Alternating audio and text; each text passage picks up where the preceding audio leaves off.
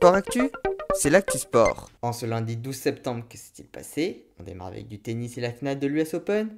Victoire de Carlos Alcaraz en 4-7 face à Casper Ruud. À 19 ans et 4 mois seulement, il remporte son premier grand chelem et est devenu le plus jeune joueur à devenir numéro 1 mondial. Chez les classements dames, Caroline Garcia qui se fait éliminer en demi-finale est rentrée dans le top 10, elle est 10ème. Victorieuse du grand chelem, Iga Swiatek conforte son avance en haut du classement. En football, Monaco recevait Lyon en clôture de la 7ème journée de Ligue 1. Les Monégas se sont imposés 2-1 et lancent enfin leur saison. Ils sont désormais 7ème à 2 points des Lyonnais, 5ème et à 8 points des Parisiens.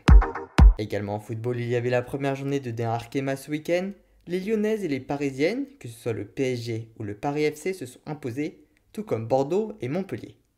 Les Lyonnaises sont les premières leaders grâce à la différence de but.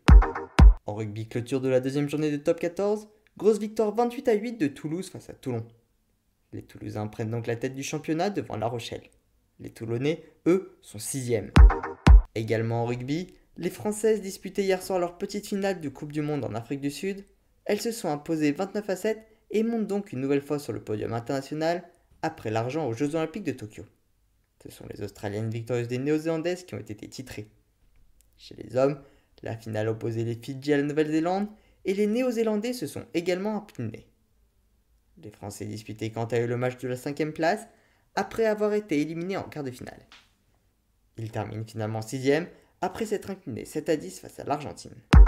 En handball, première journée de championnat, la Ligue Molly Store League. Les grosses équipes n'ont pas tremblé, victoire de Chartres face à Aix-en-Provence, Nantes a battu Chambéry, Montpellier s'est imposé face à Istres et le Paris Saint-Germain a dominé Nîmes.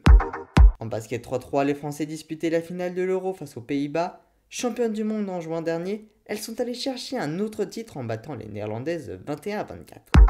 En cyclisme, comme je vous le disais hier, il y avait la dernière étape de la Vuelta. C'est Sébastien Molano de la UAE Emirates qui s'est imposé.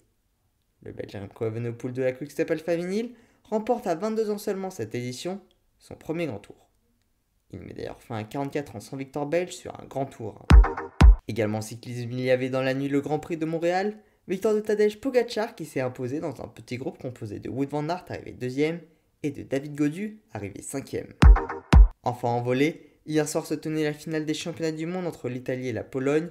Les Italiens se sont imposés en 4-7 et ont donc été sacrés champions du monde. Voilà pour les actualités du jour, à demain dans Sport Actu.